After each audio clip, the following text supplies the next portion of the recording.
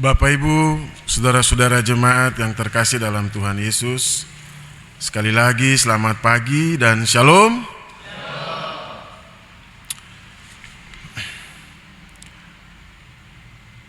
Ketika saya membaca firman Tuhan tadi malam untuk mempersiapkan diri saya dalam memimpin ibadah, saya menjadi sadar bahwa yang dikatakan buku yang maha sempurna adalah Alkitab. Sampai pada bahasa sastra pun ada di dalam sini. Perhitungan matematika ada di dalam sini. Demikian juga kitab Amsal yang saat ini kita baca pada pasal 17 ayat 1 sampai dengan 17.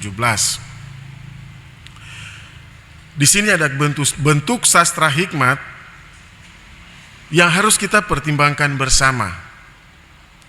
Karena biasanya bentuk sastra yang ada dalam kitab Mazmur ataupun kitab Amsal ini kitab puji-pujian yang dinaikkan oleh Raja Salomo. Kalau kita membaca kitab ini, maka bentuk sastranya biasanya mempengaruhi makna teologis yang ada dalam pembacaan tadi. Ucapan-ucapannya merupakan suatu kalimat yang mengekspresikan suasana hati yang biasanya didasarkan pada pengalaman-pengalaman. Demikian juga Amsal 17 adalah Amsal yang didasarkan atas pengalaman dan juga ucapan-ucapan yang menjelaskan perilaku manusia dengan tujuan pengajaran etika serta memberikan ketegasan dengan mengevaluasi prinsip-prinsip moral atau mengevaluasi diri kita masing-masing. Bapak Ibu yang terkasih dalam Tuhan Yesus Kristus, kalau kita baca dari ayat 1 sampai ayat 6 di Amsal pasal 17 ini ia menyoroti relasi hubungan keluarga, yaitu antara orang tua dan anak. Dan juga bagaimana suatu keluarga itu bisa selalu untuk merasa syukur sehingga apapun yang ia miliki bisa membuat dia hidup tentram dan damai. Seperti ayat yang pertama, lebih baik sekerat roti yang kering disertai dengan ketentraman daripada makanan daging seruma disertai dengan perbantahan. Bapak Ibu yang terkasih dalam Tuhan Yesus Kristus, nats ini menyampaikan bagaimana kita bisa hidup sederhana tetapi tidak meninggalkan nilai-nilai kasih Kristus dalam kehidupan kita dengan mengucap syukur. Dan bukan hanya itu, tetapi bagaimana kita bisa saling berkoordinasi baik, kita bisa saling berhubungan baik antara keluarga, antara suami, istri, anak-anak. Pada ayat 1 dan ayat sampai ayat 6 ini menyoroti antara anak dan orang tua, sehingga pada firman ini ada yang tertulis, mahkota orang-orang tua adalah anak cucu dan kehormatan anak-anak ialah nenek moyang mereka.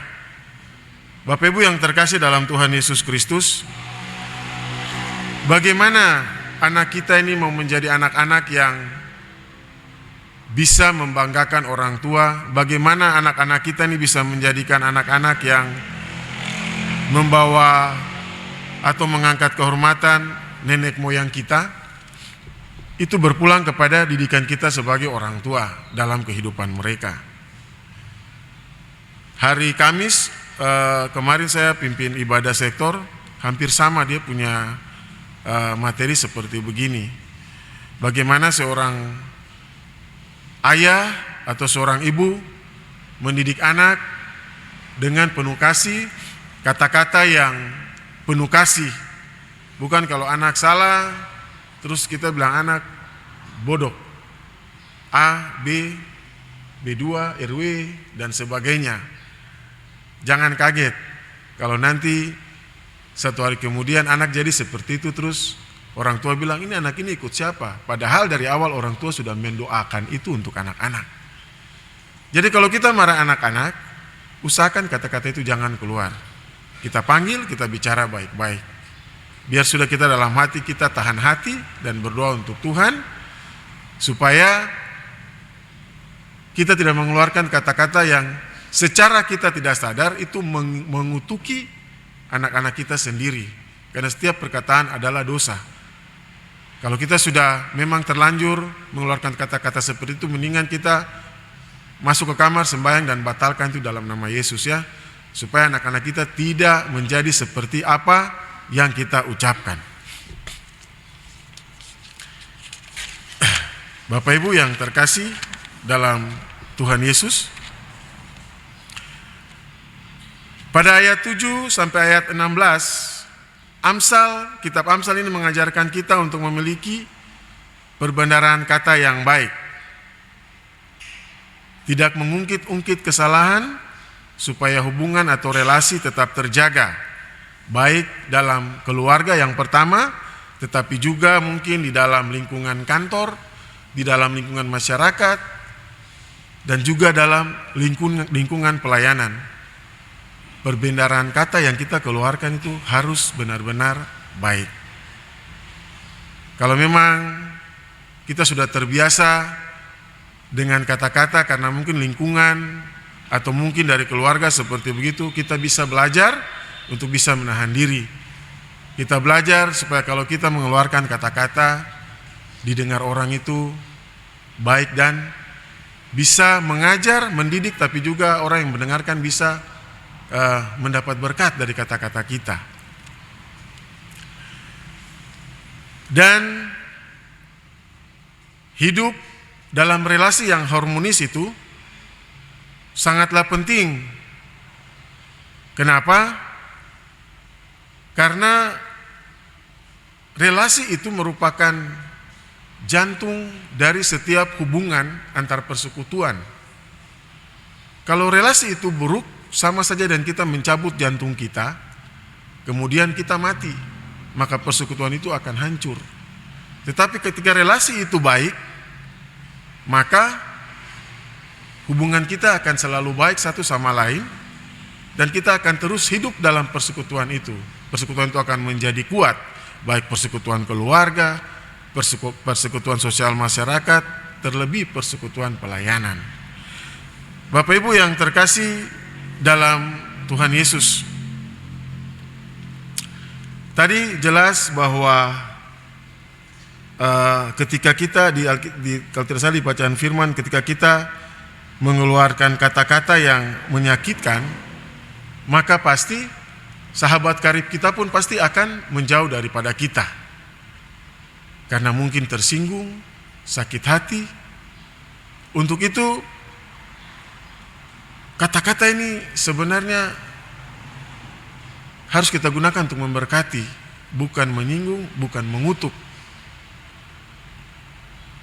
Sehingga pada saat nanti ketika orang juga berbicara dengan kita, orang juga berbicara pasti santun, sopan, menjaga perasaan kita.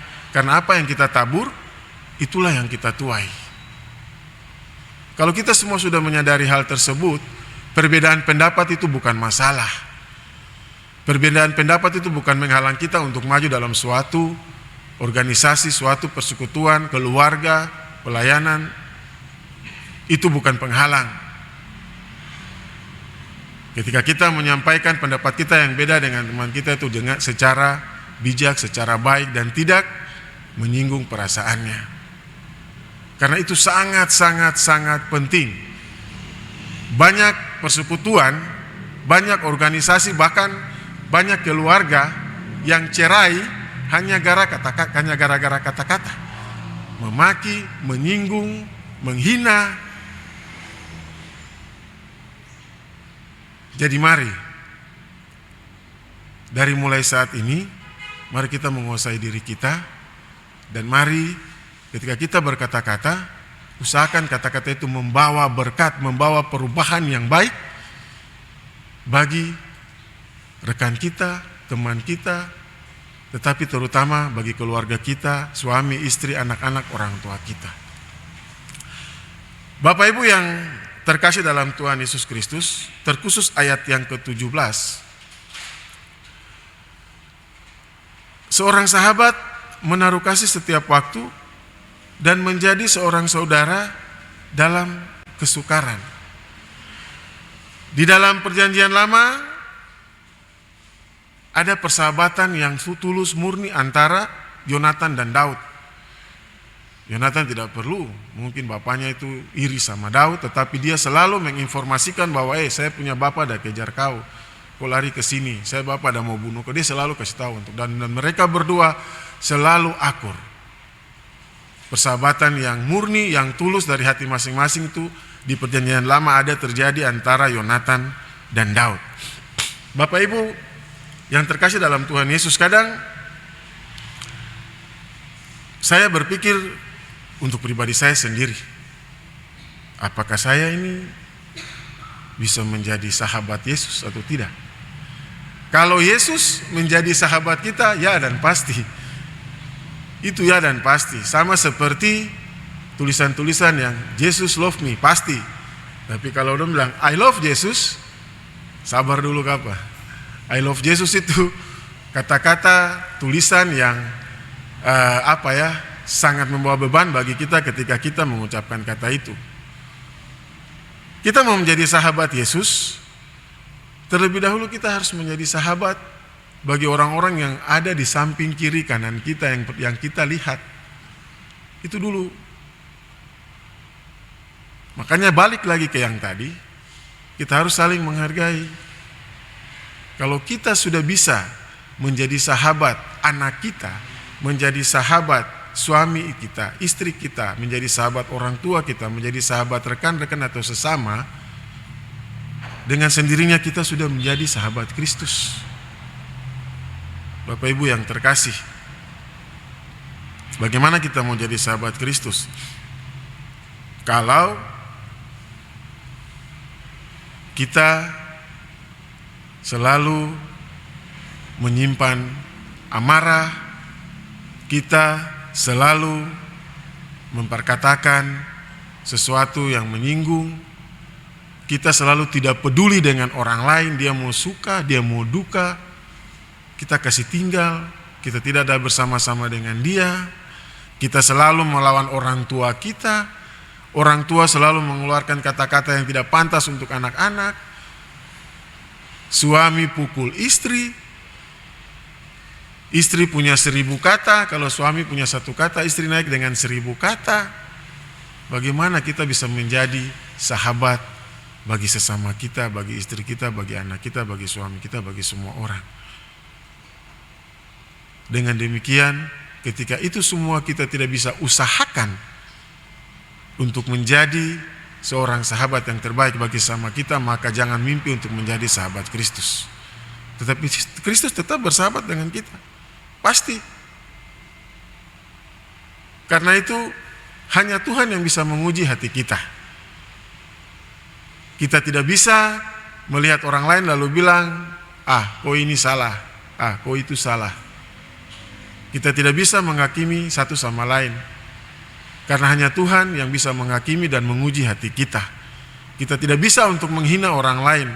Kita tidak bisa untuk berkata-kata yang kasar kepada orang lain. Menegur oke, tegas oke, tapi jangan kasar. Karena Tuhan tidak pernah menegur kita dengan kasar. Tuhan menegur kita dengan kasih-Nya. Ketika kita sadar benar tentang hidup kita, apa yang terjadi dalam hidup kita yang mungkin tidak sesuai dengan apa yang kita harapkan, pasti pertama-tama kita marah, Tuhan kenapa seperti begini, kenapa seperti begitu. Tetapi coba kita masing-masing kembali mengoreksi diri kita. Kenapa sampai ini mesti terjadi kepada saya dan tidak terjadi kepada dia, tidak terjadi kepada dia, mesti terjadi kepada saya, kenapa? Kita koreksi diri kita, minta bantuan Tuhan, minta Roh Kudus untuk memberitahukan apa yang harus kita buat sehingga Tuhan tidak menegur kita dengan cara seperti begitu. Bapak Ibu yang terkasih dalam Tuhan Yesus Kristus,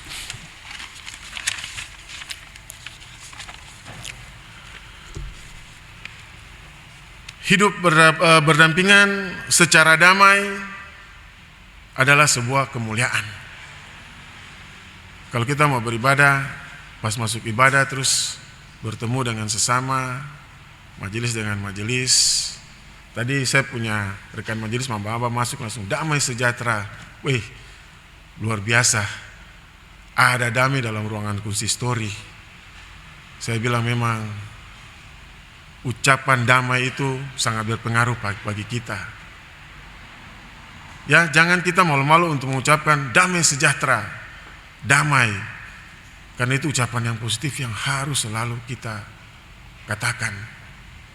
Sehingga bisa membawa berkat bagi banyak orang. Itulah yang Tuhan inginkan. Kata-kata seperti itulah yang Tuhan inginkan dari kita. Karena damai bisa membawa kemuliaan. Tidak ada damai itu yang membawa perseteruan. Tidak ada damai itu yang membawa percekcokan antara kita. Tidak ada. Yang namanya damai itu pasti membawa sukacita bagi kita semua. Pertanyaannya, Bapak Ibu, apakah kita mau menciptakan kedamaian dalam hidup keluarga, dalam hidup sesama, dalam hidup pelayanan? Apakah kita mau berusaha untuk menjadi sahabat bagi semua orang? Dan apakah saya dan juga saudara-saudara mau berusaha untuk menjadi sahabat Kristus? Jawabannya ada pada diri kita masing-masing. Tapi saya yakin dan percaya lewat firman ini, Roh Kudus sudah menuntun kita untuk memperlakukan kemuliaan bagi nama Tuhan Yesus. Tuhan Yesus memberkati kita dengan firman-Nya. Amin.